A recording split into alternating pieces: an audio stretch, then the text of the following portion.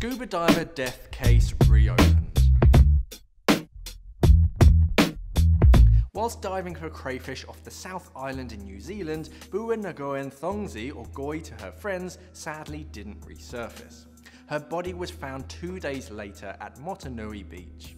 The case was thought to have been closed. That was until a couple of weeks ago when coroner Brigitte Windley wanted to further scrutinize witnesses and their differing stories. The skipper of the boat she was diving from said that Goi resurfaced and was complaining her octo was leaking gas.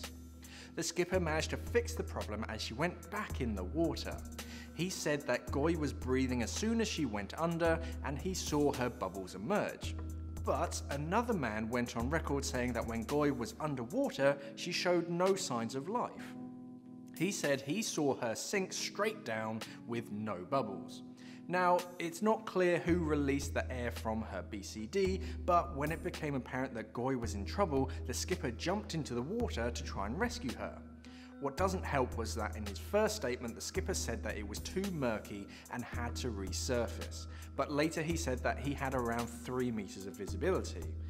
When he first jumped into the water, he forgot to turn his cylinder on, he resurfaced and headed back down, but after 30 seconds he came back up.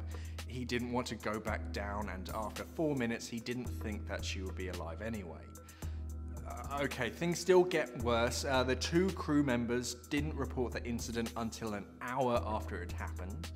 She was later found 2 days later, 100 meters from where she was diving at around 10 meters depth. The evidence is pretty clear. The Police National Diving Squad looked at the equipment and it was in full working order. A medical expert found nothing wrong with Goi. She had a clean bill of health. All the evidence really points at the crew and why they didn't search for longer, report her missing sooner, and why the stories they told were so different. Witness statements are rarely perfect, but these are verging on suspicious. Our thoughts are, of course, with the Thongsi family.